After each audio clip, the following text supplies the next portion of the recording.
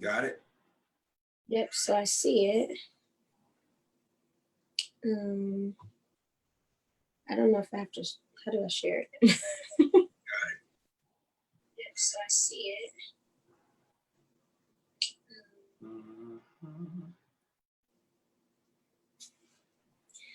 Okay, I think we got some people watching. And I also think I might leave it on so we can read the comments. Oh yeah, I always leave mine on. I leave mine right Cool. on. Well, hi family. Oh, I see some people. Some people getting on there now. Yep. Yep. All right. Yeah, so if you're here, say I'm here. Yep. And share it all over the place. All of that good stuff. Let me see, how do I share this? Right posts. All right, hold on. Should be good. Oh yeah, they're getting on. We're live. Let's talk worship. Okay. Hey people, what's up family? What's good? Marcus, Valerie, Don, Barbara, Rhonda, what's up? Make Jesus famous. Let's take worship worldwide. Hit that share button. Yeah. Hit that share button. Let's do it. So excited. I got Sean on here on Thursday. Sean. Bigby. Oh, I love Sean. Yes. I just saw him at our DWI. I think the very first one he came to. Very great guy. Yeah, he's really so very good friend. Good people, really good people.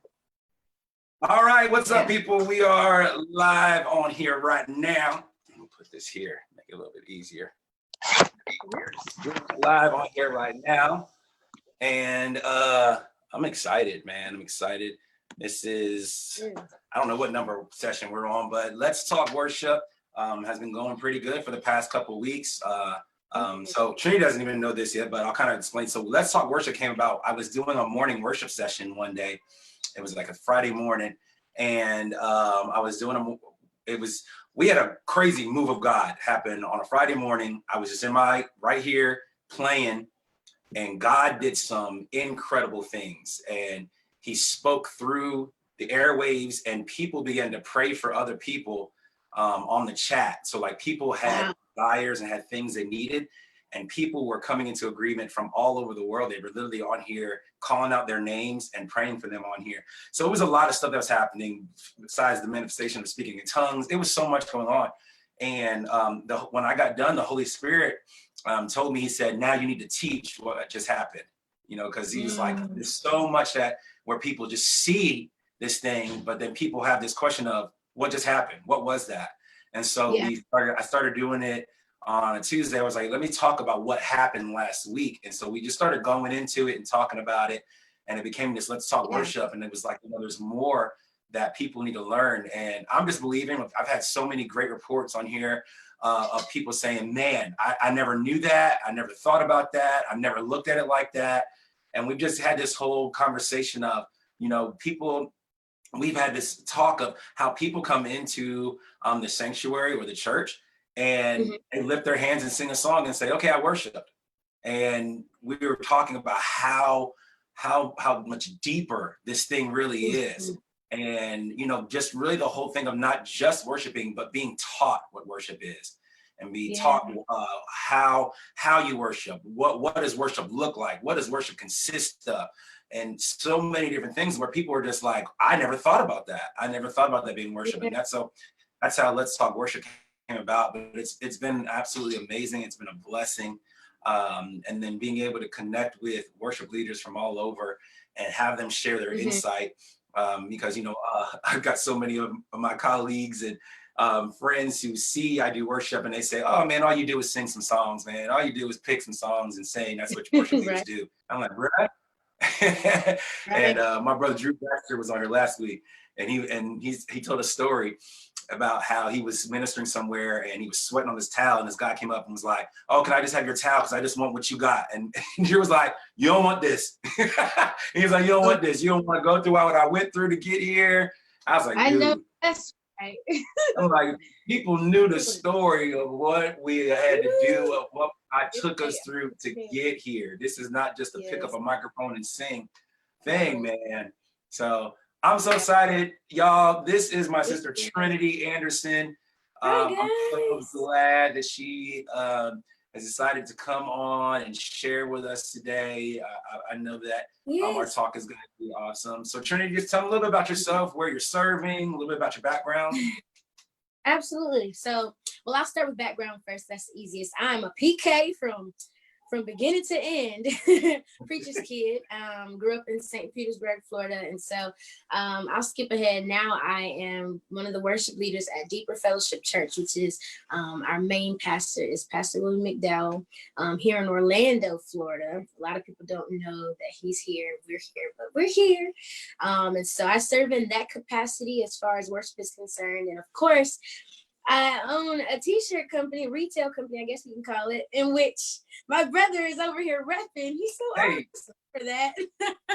I love it. I was going to say, I love when people wear the shirt the second time. The first time it's usually just like, okay, you're supporting. The second and the third and the fourth and fifth and sixth. I mean, every time I go on one of your have a shirt on, and so I rock this shirt. I mean, it brings joy to my soul. But the original phrase, I was gonna tell everybody, the original phrase is lead worship like lives depend on it. So we can get into that a little later. But that company kind of came from that one shirt, that one phrase, and that one reality I had to live. So yeah, that's me right now in a nutshell. Worship leading, entrepreneuring, and just growing in every area. Put the hearts up, put the thumbs up if you got one of the shirts. Put the hearts in there. Hey, if you got a shirt, come on. Trinity, type in the website that they can get it. Okay. Because they're gonna get the shirts today, I know. If you're connected to me, I know you got a shirt. My worship team, I made all of them get a shirt. I love it. I bought my parents, their pastors, they got shirts. My sister, my whole family, they got shirts. So if you don't have a shirt, you need to go get one. I got lead worship, I got teach, I got them all. I got them all. I got my we just got them all. So grateful. They're a testimony. But what I love about it, honestly, is it is a conversation starter, and it is really easy. It's a great tool to get people to lead people to Christ, and you know, and to talk about it. It's just been absolutely a blessing. I wear them everywhere I can go. Just so you know, I'm not just wearing the same one. Okay, they probably think I got like one shirt. I got a bunch of them, so I'm not just wearing the same shirt every single day. I got a bunch. Sometimes it's so uncomfortable because people will stare at you. They look crazy. I just got like a mask made. I'm about to drop those on the slide, but like they just stare. But it's such a conversation starter, and it's so good. And people that they'll walk up and just be like, well, will you pray with me? If you're gonna wear it, you better be ready to do it, whatever it says. I love it. So it's great. Our children's director's on here, and she's asking for a custom one. You're gonna have to ask for the custom one. You got it. Said, lead kids like lives depend on it. I like that though. That's nice. Lead kids but they do have kids shirts too. She got some really good, cute little kid ones too. So little girls' dresses and guys' tees. Youth tees.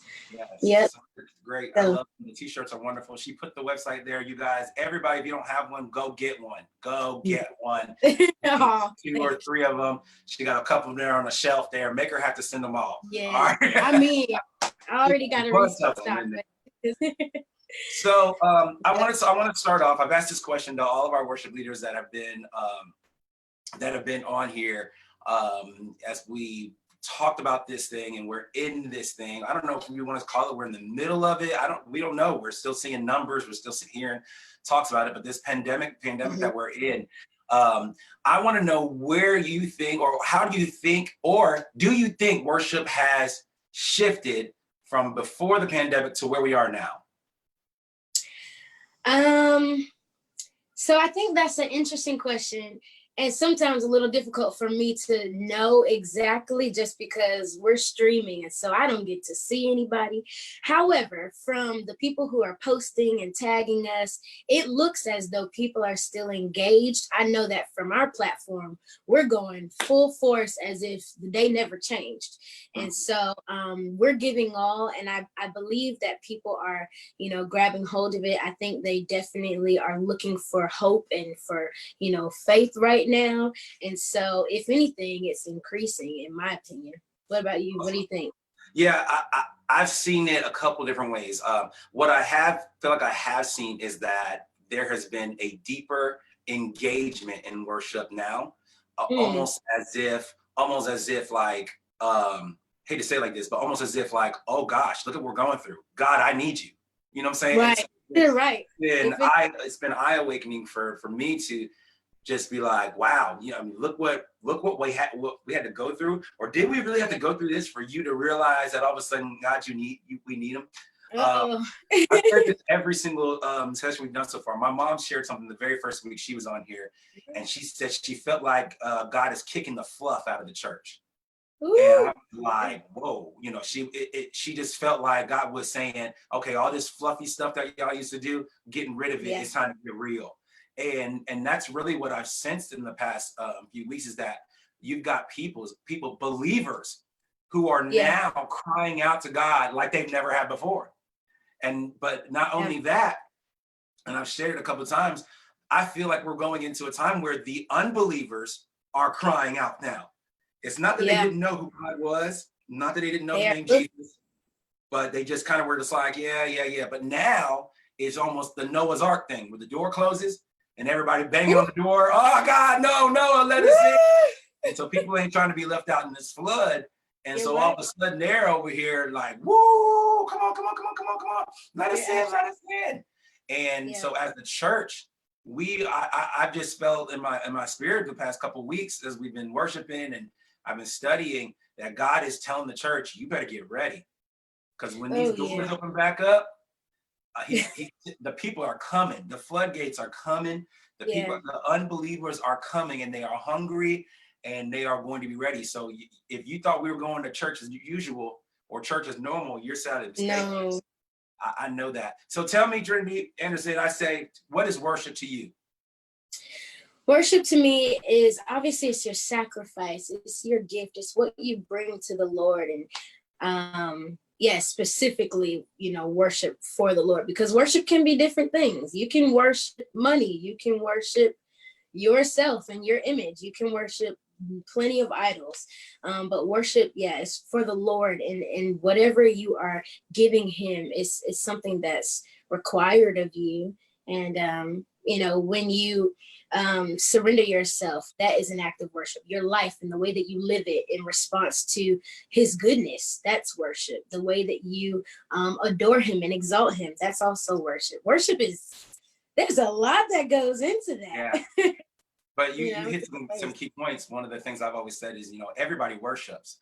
But it's a matter of what or who. Of what, So everybody worships. And I've always said, I don't care. It's not the how I worship, but it's the who I worship. That's important to me. But everybody worships. John Rawls was on here a couple weeks ago, and he said something important. He said, I don't want to see us get to a place where he's seen a little bit where people are worshiping worship. Where especially even some worship leaders with no congregation, no people in the audience, you can develop this thing of, man, was I worshiping my worship? And was it all about just what I was doing? And something that's been real is, and I agree with him, now that we've been worshiping and there's nobody in those seats, my focus a lot of the time has shifted. And as a worship leader who's human, I'm like, oh God, was I making sure my worship was always directed at you? Because right now it's got to be. There's nobody else in here. Ain't nobody else in here. Your pastor said something a while back that absolutely floored me, and it stayed with me to this day. But in this time, and where we are with worship, and where we find ourselves recording worship and everything, he said something so powerful. He said, we don't command the people, we command the atmosphere. And when he said it, it hit me, but it wasn't till now when there's no people in there and we're so used to saying, lift your hands and shout. Right. And we're saying all this stuff, there's nobody there, where now I find myself commanding the atmosphere. And I mean, that was something that was just so powerful for me. And it was just amazing. I have never been able to go to a habitation conference until this past one was my first one. This past one was my first one. And let me tell you, if y'all don't know about habitation, you better read up on this thing and be ready. When they say the tickets go, they go. It wasn't that I couldn't go. Every year I try to go to habitation, I get online and they gone. And I was ready this year. Like as soon as they said it, I was like this. I know that's right. It'd be going for days. It was absolutely life-changing. Absolutely life-changing. So Trinity, you don't know probably how long I've known you. I've known you and heard you for a while before we finally met and everything. Tell us a little bit about your journey, okay? Your journey from where you were, maybe kind of how you started, and as you were going through some ministries to how you are now. How did you get there?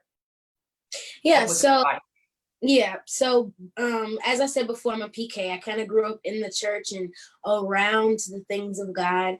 I would say I didn't get serious about the Lord really and really about worship or anything until probably college, right when I was getting ready to go to college. I remember specifically there was one moment when I had tested the Lord. We were getting ready to go to a conference and I said, okay, well, Lord, if you're real, you're gonna have to show me, like, because I could sense his tug. Obviously we can sense his tug and the conviction of the Lord growing up and stuff like that, but it just wasn't real for me yet until around that time. And so I tested it and I was like, the scripture says, oh, taste and see. So I want to taste and see, like, and I just told this story, on my website.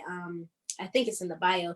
But that weekend I had gotten an invitation from someone big name or whatever, at least in that arena, to minister. Y'all know listen, I'm just gonna name that. Y'all know the Clark sisters and all that. Well, Pastor Dorinda was getting ready to preach. And so her assistant reached out to someone else and was like, we heard about that little Anderson girl and we wanted to know if she would minister. Well, in that moment, in my adolescence, of course, it was just like the awakening of like, whoa, God, you can do that. And so obviously we don't worship the Lord for what he can do. But in that moment, it was like him saying to me, I can take you places. And, if you would just surrender and submit to me, I can do things for you that are far beyond what you could ever imagine, which is obviously scripture. So in that moment, I decided, okay, Lord, I surrender, give my life, what have you. So I did that. And I moved up here to Orlando because that was when I was still living in St. Petersburg. I moved here to Orlando and I was involved in one of the ministries here. This is Faith World. I don't know if any of you guys know that church, but it was a great church, great ministry. I was up under Pastor LaRue. Then I was up under Pastor David Brinson. And they really nurtured me into bits and pieces of the worship leader that I am now. And so my advice, to anyone watching that kind of wants to, even get to just a stable place and a secure place as a worship leader is to pray to the Lord for a mentor. For me, I didn't even have to pray for that because he just dropped it in my spirit, and they saw something in me that, was in need of of mentorship and of being developed, and they took me up under their wing so quickly. Between Pastor LaRue inviting me to sing with her many times, and Pastor David Brinson would pull me aside on, like, I think it was Monday mornings, and we would sit and go through the word. He's the one who helped me to realize that I needed to have the gift of the Holy Spirit so that when we could flow, we could hear the voice of the Lord. Yes. There was tons of fruit from that season that encouraged me to get on the right path, at least. And so now, having transitioned over to Deeper Fellowship, I mean, people ask me all the time, how did you and Pastor McDowell get? Like, it was actually the bass player at Faith World at the time. His name was Jamal, who was playing at the same time for Pastor William on the road. And so I guess Pastor William needed a singer one time, and they invited me, and it was just this whole thing. I got to, go with them. I think to Chicago was my first trip. And Pastor William, he hadn't told me any of this at the time, but I guess later down the line, he said that the Lord told him specifically, he was at some event with his wife, and he leaned over to his wife and he said, "Hey, you know that girl Trinity in Orlando?" And his wife was like, "Yeah." And he said that the Lord told me that I'm supposed to be responsible for her. That was literally how he said that's exactly what happened. And so it wasn't until, I don't know, 6 months to a year, maybe later, when we reconnected and he was transitioning his travel team. Because when the first time I traveled with him, I thought, oh man, I'm gonna go on the road now. Yeah. We ready to go. No, please, no. He had a team of people, and so he was good. And so the timing, it reminds me of, David. He was appointed, but he still had some time to wait. Yeah. And so literally, I didn't know that. I waited patiently. I was still at Faith World at the time. And so, yeah, somewhere along the transitional lines, he reached back out to me to minister. And, it was one of those kind of come and never leave situations. And again, Pastor William just feels like traveling with him on the road is his, way of mentorship. Well, one of them. There's plenty, because trust me, he can go on and on. But, one of the main ways, is pulling us under his wing and taking us with him across to the different countries and nations, and teaching us. Every time we would travel, there is a lesson to be learned. I mean, he will teach us. Like, if we go to Africa and we end up flowing into some African song, and he would turn around and he would be like, "Do you know why I did this?" And we're like, "Well, why?" And he's like, "Because you need to know the key that will unlock any atmosphere."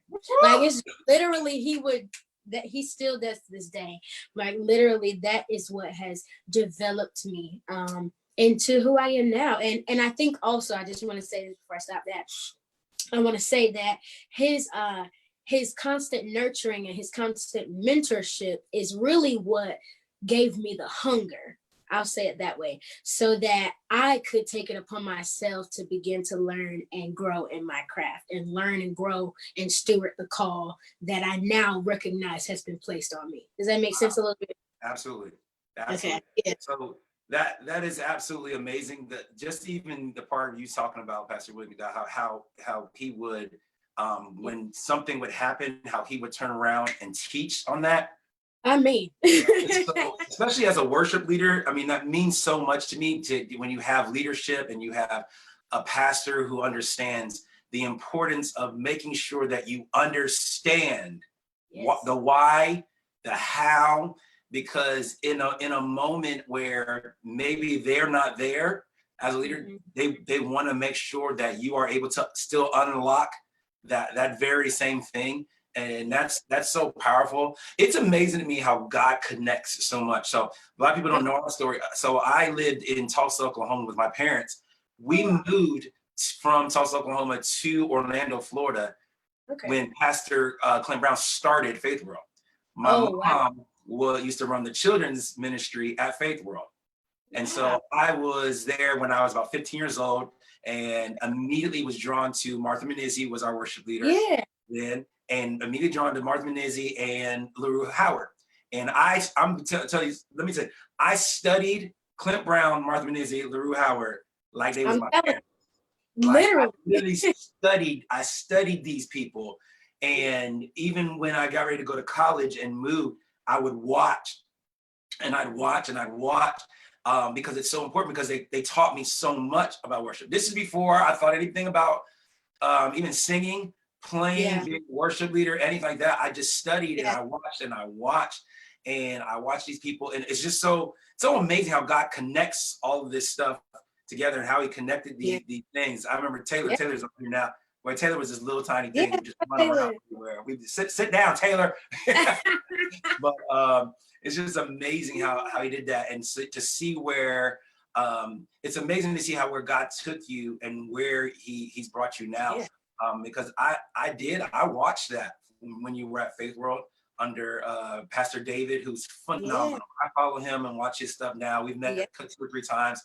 His ministry is absolutely phenomenal, and I saw you could sense it even in y'all's worship, that it was deeper than just singing some songs. Yeah. You could sense that, and it's something that I have really grabbed onto with our own team, is making sure that we teach and not just rehearse. So I'm very intentional to. Yes, we take a Tuesday night where we don't rehearse, and we do devotional. We teach, and it's very important for my team. You know, as much as they pour out, especially us churches that have multiple services, multiple things, we pour out so much that it's so important, and we can forget to get poured into. And so it's so important. It was so important for me that my team got poured into, because I didn't want to see them getting drained. I didn't want to see them doing this thing as it was just a job. You know what I'm saying? Sometimes we can just, oh no, I sing. I don't do that. I don't sing. I just sing. And so it was so important. So I see it. You can see it in your worship. Definitely those of us that have seen your worship, that watch it and everything. It ain't just, oh, that little girl singing. This girl is in worship, y'all. This girl, she be worshiping. And so I applaud you for that, because people need to see that. And so that's so powerful. Let me ask you, where do you see worship going as we get ready to get out of this pandemic? Where do you see it going? As the people are going to come into the building, has the Holy Spirit been speaking with you? Have you sensed anything with where worship is going? As far as the congregation, or as far as the team? Yeah, maybe in our worship environment, maybe our worship experience. I've shared something a number of times where I'm like, Lord, don't let us get so caught up in the experience that we forget to have the encounter. And so I've sensed that moving forward, that people are no longer going to come in and look at the lights, the smoke. I've been praying. I've been praying for the day where I'm gonna come in and they started worship before we even got in there. Like that. Like my church already be doing that. Yeah, you know what? I thought about that. You know what? I've been to Deeper a couple times. We come out and they already laid out. They don't need y'all. They don't need y'all. I don't know if we go any higher, the angels are probably gonna manifest. I don't. So talk to us about that environment. Talk to us about that environment, because if anybody's ever seen the broadcast, if they've ever seen y'all live stream or anything, I know my sister watches it. There's talk to us about what is that like? Because there's probably a lot of worship leaders and pastors on here that probably say, "Ooh, I wish our people would do that." So what's that like? How is it's really stewarding an atmosphere. So of course we have worship playing in the house like 24/7. They literally leave an iPod on or the computer on, so there's just always worship. They're in there cleaning, there's worship going. If they're in the offices, there's worship going.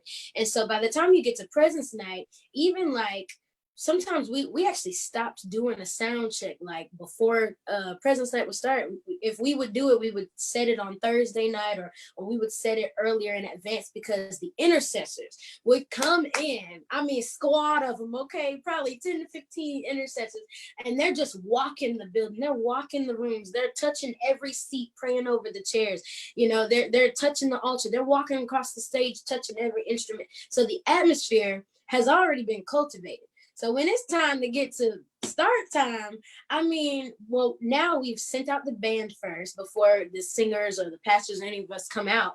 We do this on Sundays as well. The band is already on the stage. They're already ministering. They're already playing and literally creating an atmosphere. And so, I mean, by the time I'm excited now. Yeah, like they're already laid out. Like we don't have to plow. And so honestly, that's probably my best advice for someone who, you know, wants to get to that place. You know, create a culture of people that are just hungry for it, and that, you know, just love the presence of the Lord, and get people in there praying. Pastor William, he always says, no move of God in the earth has ever happened in history without prayer.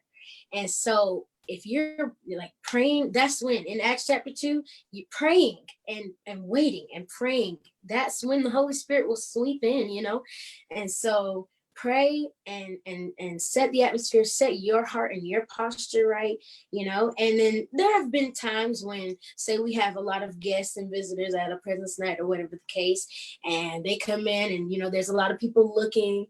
or just trying to wait and see what's going on. You have some people who are already passionately up at the front, but there have been times when our pastor has to kind of go up and he has to reset the tone, Yeah. and to say we don't wait for moments, we create them. Like he literally says that every time. And so that is what really gets us into the time and the moment, and the place, the atmosphere where we can just go full force. So when everybody comes back, I don't expect any less. Honestly, I expect the roof to come off of Deeper Fellowship. That's really what I expect. Wow. You know what? You just gave me some confirmation in something I talked about last week, I think it was. And I was talking about how everything carries an atmosphere. Yeah. Everything carries an atmosphere. And just hearing that, so I'm imagining walking in to Deeper Fellowship and just worship be just playing. And so whenever I walk into this building, I'm walking into this atmosphere of worship. Yeah. And so I can literally see the people as they walk in. This is something that's like being embedded, you know what I'm saying? This thing of worship, and it makes sense why you see what you see when you watch your live stream or when you experience it in person, because I've been blessed to be there in person a couple of times. And why the people are so hungry, it's because it's a buffet. There's a buffet, a 24-hour buffet happening in the sanctuary and throughout the building. So when people are coming in, they don't got to come in starving. They come in being fed before man-made time says it's time to start. They've already started this thing. And then when you've got minstrels, and listen, when I say that, I mean minstrels and not musicians. When you've got minstrels who are ready to go out and set this atmosphere and create this whole my dog is going crazy. This whole atmosphere of glory that's going and everything, and people and man, how much easier is that for the singer and for the pastor and the worship leader to be able to come out and just flow, as opposed to coming out and saying, "Okay, church, let's stand up. All right, let's do this, church. Okay, let's do this now." I mean, man, I can just I got goosebumps literally just thinking about it. I literally just got so excited and so happy just thinking about, man, what I believe that what you guys are doing even now, that's what it's gonna happen when we get back into a building, when we come back. I love it. I'm gonna take that to my pastors. I know it for a fact. But creating this atmosphere, because we all carry this atmosphere. But man, what kind of feeling would it be for this worship experience as I'm walking in? And so before anybody lays hands on me, prays for me, none of that, anything to me, bondages and shackles are dropping in the parking lot as I'm walking in. Listen, we hear testimonies like that all the time. Woo! That's like they just get on the platform or get in the not the platform, but the atmosphere, the parking lot. Because we're at the place where we have to stand in line because our building is so small still. But there's testimonies that happen outside. But it's because we've cultivated and we've prayed for that. So prayer. That's woo, that gave me goosebumps. So I love that.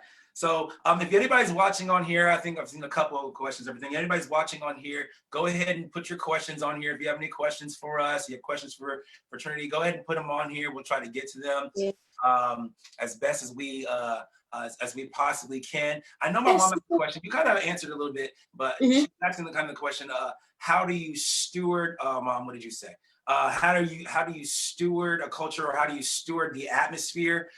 But I think you really kind of just touched on that a little bit with creating the atmosphere and how you guys do this thing 24 hours. I thought about it was powerful for me just to hear when you said the cleaning people, when they come in, they're here. It is still going. Yes, it's still going. So they're vacuuming. Stephanie Gretzinger playing in the background. Like, it's just amazing. Yeah, but it's so easy. It's so easy. Put you a little echo dot in the room, and you know what I'm saying. Yeah. So, Talk about plowing the atmosphere. Good. Okay, so my question for you: you're a worship leader. Now, this may be a little bit easier for you because your pastor's a little different. But you're a worship leader. You've got a pastor. what, as a worship leader, what are some key ways that you feel the pastor can aid you in doing what you're called to do? Aid you in a negative way, you mean? No, I'd say help you. Okay. You.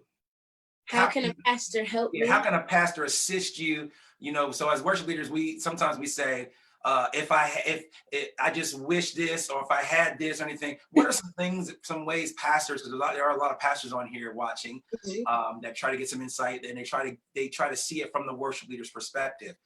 What could we say to pastors? Say, hey, this would really help us out if, or what are some things that we can tell pastors? Hey, help us out by doing this. Are there any things that maybe you feel pastors could do to help us in those areas? Yeah, I would definitely say to maintain a constant communication between worship leader and pastor. Me and Pastor William talk obviously all the time, and especially on a Saturday where, you know, he's preparing his message, and, you know, he'll ask what the set list is, and you know, and what we're getting ready to do. And even on Sunday morning sometimes, because if he's driving to church and it changes, you know, and just being sensitive to that. So I would even say to the worship leader, being sensitive, but I would say, you know, to the worship leader, asking pastors the right questions. You know, what are they sensing right now? What, you know, sermon series are we on? What's the heart of, you know, the season, in his opinion, or his or her opinion? And, you know, just make sure that what you're singing, what the team is doing is in line, you know, with that, really. The pastor can also just help by, you know, letting us know what songs he doesn't feel like are for our house. Our pastor is very vocal with that. Sometimes we argue a little bit about that, but I understand that it's because he cares so much about our atmosphere and stewarding that well, and so he doesn't want any hindrances. And so, as a worship leader, making sure that I stay submitted, making sure that, you know, his say goes, and that's okay. That is okay. And honestly, it's very freeing, because for me as a worship leader, if it doesn't work out, you know, then I don't have to worry about it. It wasn't me. But but no, yeah, constant communication. I don't know what else could really. You hit. Let me tell you something. Every other worship we ever had on here said the exact same thing. So it's good that we're in the same vein. The communication thing is so vital. I would say for us as worship leaders too, and things that I'm still working on, so pray for me, you know, is just making sure we watch our face, we watch our expressions, when things happen that we may not agree with. I know that there are times for us as worship leaders where we prepare so much. We prepare, and we've got this whole thing down, and all of a sudden something shifts, or the pastor may not say just go a different direction, and the technical creative side of us says no. No, I just spent 4 hours preparing this, and we worked this whole thing out. So that's powerful. Somebody asked a great question on here. Trinity, I'm going to ask you. So the question was, how do I continue to serve faithfully in my local church if I don't have a mentor that can guide and coach me into growing as a worshiper? How do I continue to serve faithfully in my local church if I don't have a mentor that can guide and coach me into growing as a worshiper? I'll let you answer, then I'll say something. Great. Okay. There's two parts to that for me. The first part is the serving faithfully. Period. Point blank. Period. Serving faithfully. Your service is unto God. That's some scripture somewhere. My mom's in here. She could probably find it. But your service is unto God. So when you say yes to him, like that's the place where you want to live at. You want to serve faithfully to him. However, I do understand when you don't have a mentor that can guide and coach you into growing. However, there are resources. And so you're doing great by, first of all, being on this stream here. There's Worship University. There are plenty of people I'm sure that you can ask. And so I would say be prayerful, of course, about who you connect with.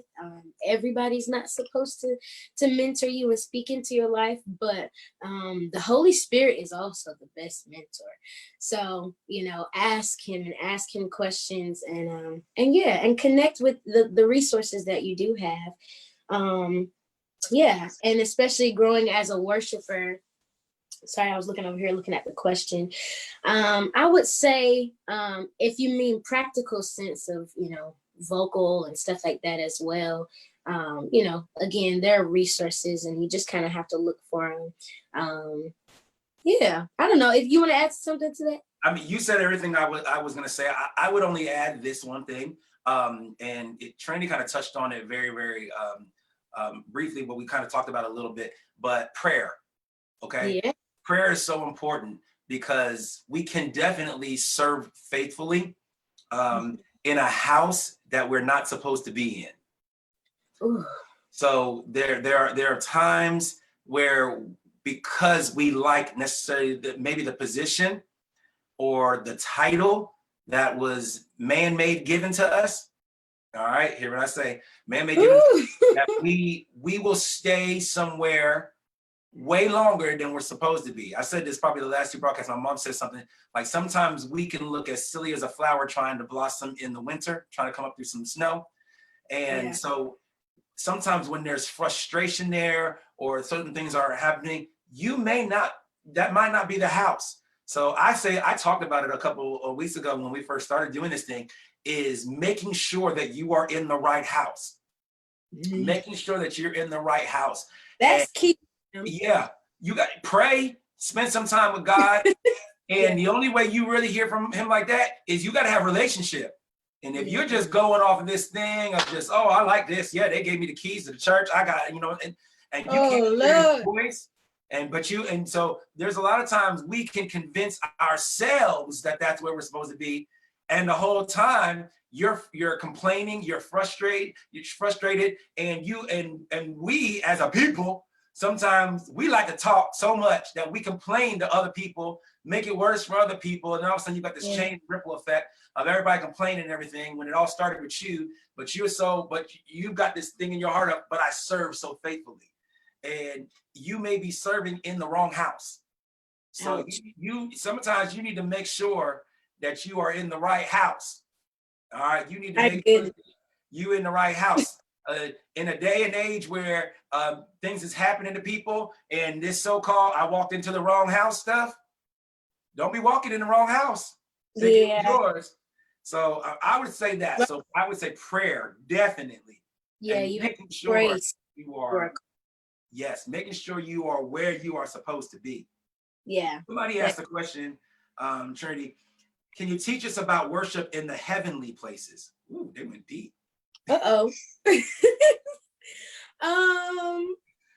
Probably not. I don't feel qualified, Lord. There's obviously the angels crying, holy, holy, holy, and the 4 and 24 elders casting their crowns. That's about as deep as I can go on that. Revelations, go read that. So listen, these are some deep questions that even me as an experienced worship leader would love to dive more into. So I'm actually already signed up with Worship You from Bethel. They're on a free trial right now, so this is a low-key plug for them. That's a good Listen, get you on worshipu.com. Seriously, and I'm about to watch the messages that have been going up. Yesterday was Christine DeMarco. Today was Stephanie Gretzinger. So I'm gonna binge watch those today, and there's one more tomorrow. But listen, look for those resources. Heavenly worship. You have anything for that? I would say, and mine's gonna sound probably maybe a little bit weird for some people, but I don't know if I'm necessarily say I'm qualified either to say, let me just teach on heavenly worship. But what I would say is go there. That's what I would say. I would say go there. I've been in worship environments and I wasn't leading worship or anything. There's been somewhere I haven't leading worship where when I came out of the experience, I was like, oh, we went there. Right. He was there. I ain't gonna lie. I was at Habitation on the floor somehow by the stairs. I don't know how I laid on the floor, but I was there. Like Habitation was another place. I'm like, oh, we went. Heaven came and visited today. Absolutely. And this past Habitation, I don't know. It probably is like that at almost all of them, where these sessions just run into each other because we can't stop. Woo! So, but I would say there's definitely some resources for it. I would actually one more, Trinity. Here, wait, I was gonna add also. Go ahead. I don't know if this is good or not, but I was gonna say I think at the crosswords of worshiping in spirit and in truth, which is the way that the Lord has taught us to worship. That's probably where you're going to enter into heavenly worship. Yes. If that when when your heart is pure and you're in truth, and so I don't know if that helps. But. That's good. So somebody put very even a technical question. This will be a fun one. How do you prepare for rehearsals, song selections? Do you have multiple rehearsals? Let's start with that. Great questions. Okay, so from a natural aspect, we choose our set list somewhere around Tuesday.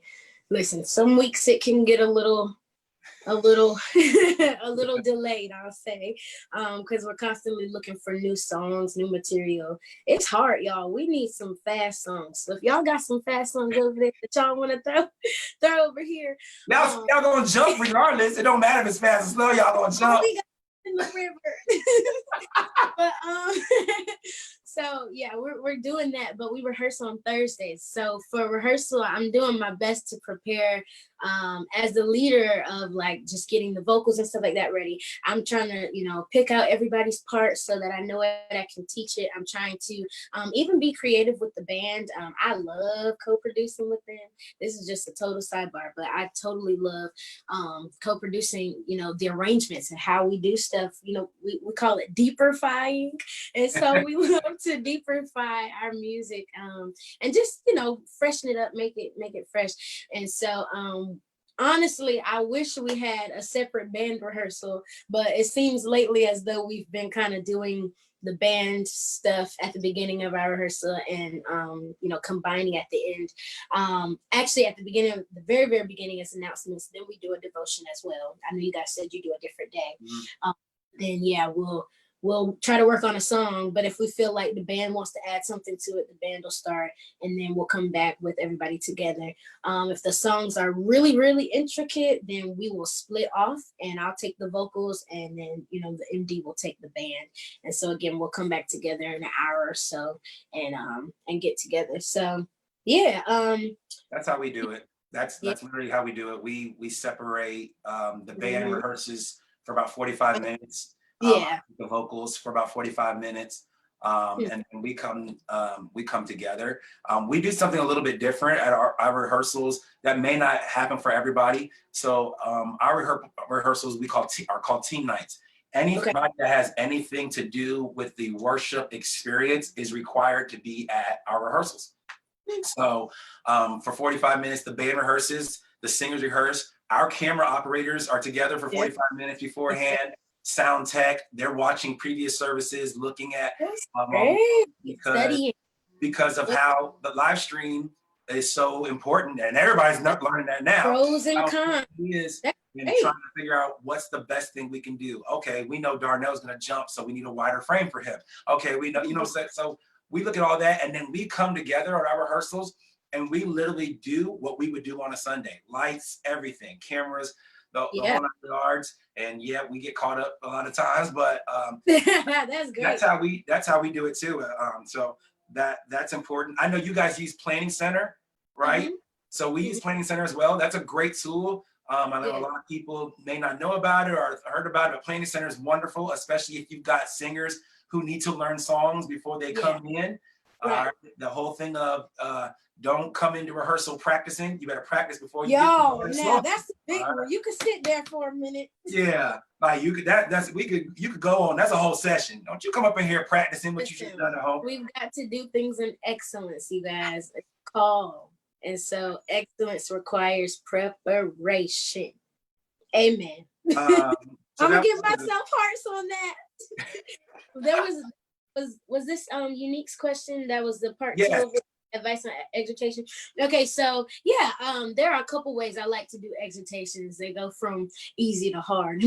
But the first, or one of the first, is by stating the lyrics of the song. So if we're getting ready to sing King of My Heart, for example, in an exhortation, I might say, Lord, you are so good, and we call you the King of our hearts. Thank you for, whatever we're using lyrics. But at the same time, one of my favorite ways, this is an easy on ramp, is to just say a prayer from your heart.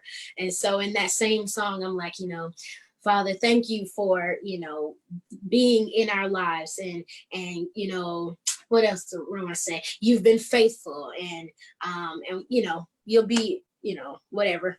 Well, however you want to say, the ending of that. But I want to get to the third one, which is the most experienced, I would say, which would be using scriptures. And so you might want to say, I don't know, I'm just going off the top of my head, a scripture to go with King of my heart might be some scripture, I guess, just about the Lord never failing. And I don't know, I can't even think off the top of my head, but some scripture that would be related to the song. So I would say as advice for that would be sometimes look up scriptures that correlate with the song you're getting ready to sing. So if you have your list, say by Thursday, then on Saturday, pick out stories that go along with it. That will help with exhortations. For some reason, I can't think off the top of my head. Just something. But in the moment, I think the more you do it as well, the easier it comes. And then also, we kind of practice exhortations in rehearsal. So Absolutely. we be out there talking to the empty chairs. Well, we're listening. Absolutely. I know I do it. I practice it. Yeah. I do that all the time.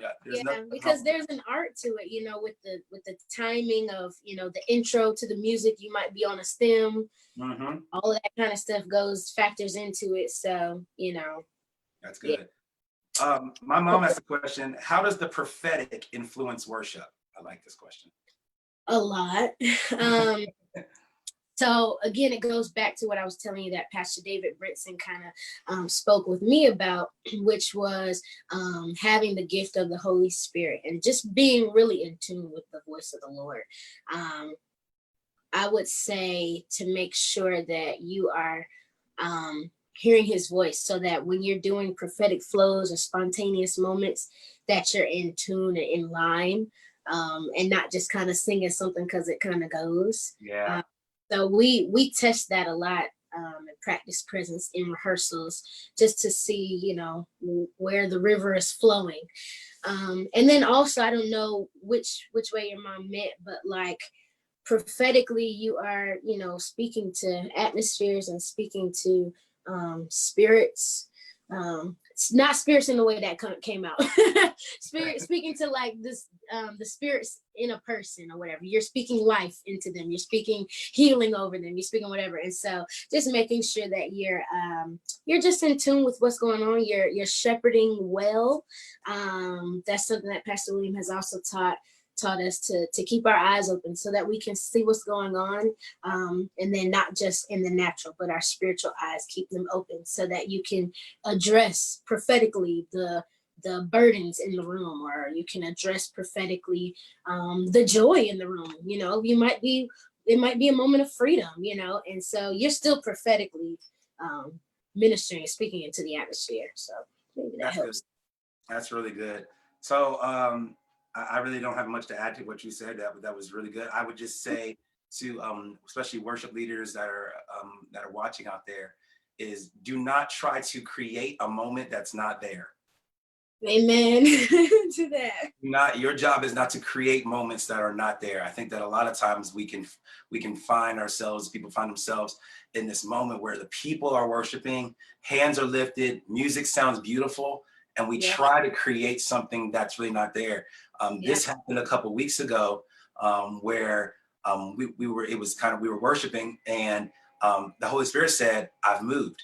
Like he literally told me, "I've moved," and I stopped. I stopped. You gotta stop. Yeah, I stopped, and I could sense it. Like, and Holy Spirit kept revealing to me, like, people were like, you could sense people like, "Wait, why is he stopping? Or why isn't he hollering? Or aren't we going harder?" And I kept hearing, I was like, Holy Spirit said, "I've moved. I did what I've come and I've done what I came to do." And I told the people, I was like, "That's it, y'all. Like, that's it."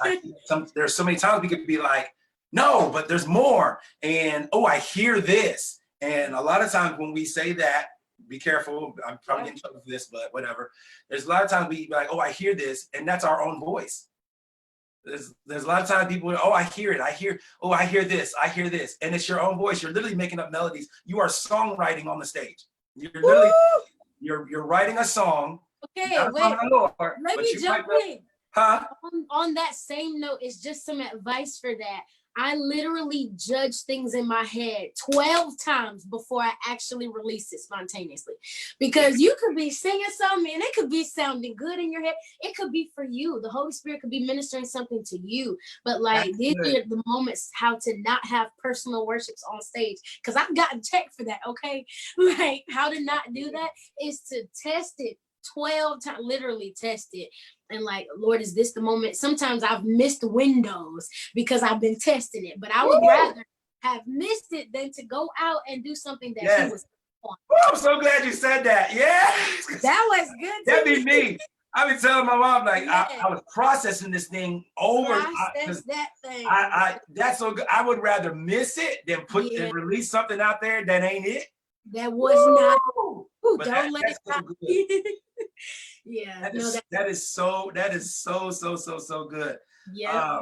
So the talk even about prophetically what's in the room, making sure there have been moments I know, and some of my team is on here. They remember there was one Sunday, worship was we were done with our set list. Let me put it that way, but worship was still happening. And there was an overflow from the second service I think we had. And so the service, and there was an overflow of it. And we were done with the set list, but worship was still happening. And I felt it, I sensed it. So the other thing that I would say is, and I heard it prophetically, but this is where the relationship comes with the pastor and everything else. So the pastor was getting ready to come out on backstage, our pastor's wife. And I went to her in the middle of it. And I said, I sense this, did you feel this? Am I in line? And when she gave me confirmation, I knew. I was like, that was what I needed. And I went out and I released it, what happened prophetically. And then boom, miracle signs and wonders, of course. But making sure that we don't, in that moment, I wanted to make sure that I wasn't hearing my own voice. Yes. I wasn't trying to just make something happen. I wanted to make sure, and so we can use our pastors as confirmation. There's times now I've been at this church for about 2.5 years now. We've gotten a relationship now where I ain't got to go over. I can look at them and they go, you know what I'm saying? Yeah, you would nod or I'm sure you and Pastor William probably have the same kind of relationship where you can look. We do. Now that I keep my eyes open, yes, we do. You got to open your eyes and you look. Listen, you got to open your eyes. Yeah. So there's got to be some kind of relationship there. Woo! Man, that was good. That's good. So I'm going to end it with this question, Trinity, because somebody asked this question. This is a good question. Okay. Are you currently working on any Trinity Anderson music? Oh my God. Yes, I am, guys. Okay, so I'll answer this very simply, but honestly, I waited, and some of it was nerves of, the industry is cutthroat. So I just didn't want, and I still have my reserves as it relates to industry. So the Lord's gonna have to help me. But also I just wanted to make sure that I didn't this goes back to what we were just talking about. I didn't want to just say something to be saying it, or because I heard it, and no, I need to make sure that like it's the Lord wanting to say something through me. And so I think that I'm just now getting into the moments of understanding that, you can sit down to have a writing session and ask the Lord what he's saying to you, and so, and what he wants to say through you. And so, I've been writing. I've written pretty much all my life. My mom can tell you that, but I am finally to a place where I am, writing towards my own. I don't think I'm allowed to say this, but so I won't say it that way. But I am getting ready to, I'll say, do more features that will focus a lot more on my sound. That was graceful. I had to. That was good though. But yeah. That was good. I'm gonna interrupt. There you go. I'm a fanboy a little bit. I'm gonna say it this way because your sound is very unique. Okay, yeah. I'll say this part for you. Your sound is very, very, very unique, and there is. Now I'm gonna say this as your brother. Okay. there is something that happens when you release something. Like I'm talking about Trinity Anderson. There is something that happens when you release something. When you open your mouth to sing, and to even when you are, and I've watched these, when you are exhorting, when you're exalting, when you are just singing from what's in your heart, there's something very, very special. And even in the prophetic, without you saying anything like prophesying, but there's something that's released into the atmosphere. I can definitely say that. So what I believe that even the music that you're writing and the sound that you're getting released, that you're getting ready to release, and I feel prophetic coming on now. Sorry, but all right. but I feel that even the sound, and because you have waited, here's the word, because you have waited and you have been faithful in what you've been doing, that the sound that you're going to release will sound nothing like anything else that's ever been released, and it is going to come straight from heaven. I honestly believe that. I believe that the sound you're releasing is going to come straight from heaven. And what's going to happen is, even as we listen to your music, heaven will invade earth, and there will be this impartation that happens between earth and heaven as we listen to the sound that's being released out of your mouth. I believe that with all of my heart. I truly believe that. She didn't pay me to say that. Like, I believe that. I'm serious. I believe it. Every time we play a song, that whether it's your song or not, but your voice is released on it, then I feel it, like something's being released in the atmosphere. And I believe that things were happening even in that moment that were preparing you for this moment here, as you get ready to release your own music and release your own sound, that it won't sound like anybody else's, that it's going to come straight from heaven, and that heaven and earth will connect, and there will be embrace. That's what I really see, an embracement of heaven and earth as your songs and your sound is being released. I 100% believe that. I completely receive that, bro. I'm grateful for that. That's really my prayer, because I mean, I can sing, but that's not what breaks chains. Like, we need the voice of heaven. We need the words and the sound of heaven. So I'm just a mouthpiece, and I hope that doesn't sound cliche, because that's truly from my heart. That ain't church cliche. That's what it is. That's what it is. That's why I withheld this long. I'm like, all right, so I'm going to end it with this. She didn't know I was going to do this, but I'm going to bless somebody on this that's watching right now with one of Trinity's shirts. All right. Somebody's going to be able to, all you got to do is inbox me with the person that wins this, the person that wins, and I'm going to see who wins. You just have to inbox me your address and which shirt you want, and your size, and I'll get you the shirt. That won't be a problem. All right. So it can be custom. I'm gonna bless you. Oh, she said it can be custom. Okay. Yeah. Well, I'm gonna bless you. So here's the question. The question is, the first person to put this in the comments is, Trinity Anderson was just featured on a Travis Green song. What was the name of the song? Trinity, Trinity. That was a hint. All right. He was just featured on a Travis Green song. What was the name of the song? First person to oh wow. First person to put the answer. I almost said it. There it is. All right. All right. You got it. So all you got to do is inbox me your size, your address, and which shirt you want, and I'm going to send you the shirt. I think it's Jamelia. Yeah. All right, she won. Oh, that's so cool. All right. Good custom. Whatever you it can be custom, she said. Yeah. Right, so just inbox me your size. Not phrase. You can get one of the phrases that we already have, but you can get whatever colors and hoodie or whatever. Well, shirt. Well, he said website. Just go to the website and pick the shirt you want. Yeah. And screenshot it, send me a picture. It's so good to see so much. Tell me your what size you want, what color.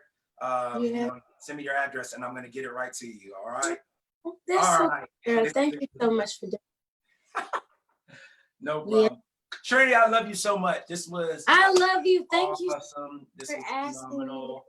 Having me. Amazing. She doesn't know it yet, and I'm gonna put her on the spot, but my next CD, she's gonna sing on it. Okay, anyway. Come on. She gonna be on it. She gonna be on the next one. She does too much stuff for me. I love you so much. Love you. My life and my family's life.